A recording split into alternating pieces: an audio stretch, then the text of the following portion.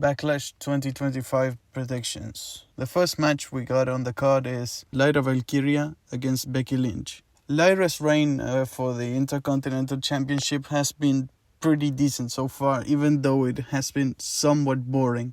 I do think that she deserves to keep the title, at least for a little while longer, to give her a chance to prove herself. That's what I think should happen. However, what I think will happen is that Becky Lynch comes back from injury or whatever the hell she was doing and just enters Hulk Hogan mode as she always has.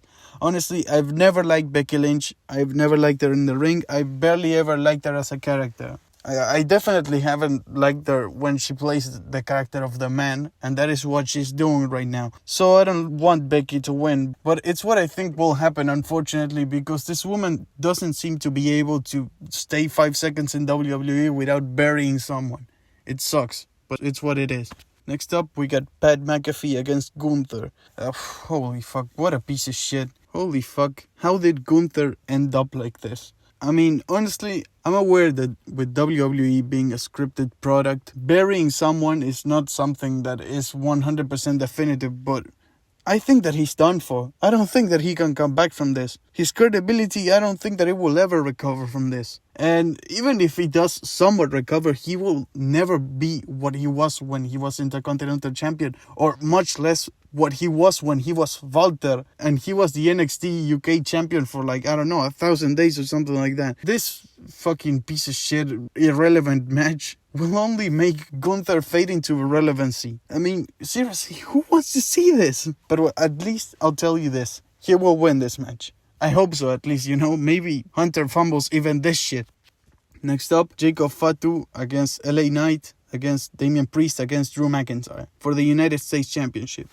And you know what? I'm starting to like everything about this match. I mean, I've been a fan of LA Knight since he debuted in NXT, and you'll never ever see me saying anything bad about Drew McIntyre. But Jacob Fatu is someone who a few weeks ago I didn't like in the slightest. And now I do enjoy him both in the mic and in the ring. And same with Damian Priest. I hadn't liked this guy ever since he got out of NXT. And all of a sudden now, ever since his work at WrestleMania and even before that, I've been kind of getting behind him. Even if my favorite thing here would be for Drew to win, I think that Jacob will retain, and I'm okay with that, honestly. I think that every option here would be pretty good. It's kind of like the Fatal 4-Way at WrestleMania for the Intercontinental Championship, and it just seems like Jacob will retain in this one, because this isn't really that much of a relevant pay-per-view for everyone to swap titles, so yeah, he'll retain.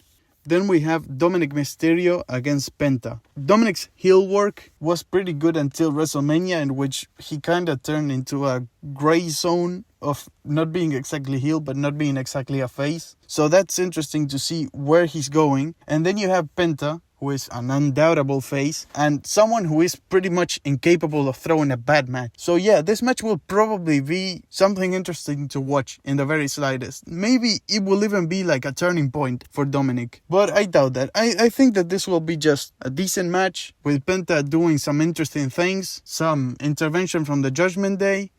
Boom. Dominic retains. Easy. And finally, for the main event, we have John Cena against Randy Orton. And I think that this will be the main event at least. I honestly have no problem with this match. I'm aware that it's not gonna be very good in the ring at least. Maybe they pull off some weird chemistry shit, and they managed to actually make something fun at the very least. But yeah, it's probably not gonna be that good, but I like the story being told here, and that's why I accept this match. It's probably gonna be very good unless Travis Scott decides to intervene for no reason, in which case that will ruin everything. Like, what the fuck is this guy doing? Dwayne, you fucking piece of shit. Come back to work, please. We need you. Well, we don't, actually. Get the fuck out of here, but get Travis out of here, too. If someone's going to intervene, it would have to be Dwayne, not fucking Travis, please. As for the prediction, I think that John will win. As a matter of fact, I think that it's pretty obvious. Like, if I were a betting man, which thankfully I am, I don't need another addiction in my life. But if I were, I would probably bet my entire house on John here. And I would probably become a millionaire afterwards. Matter of fact, you know what? Oh, fuck. Well, yeah, that would be about it. Subscribe if you want to see my review for Backlash that I will probably never upload. Thank you very much.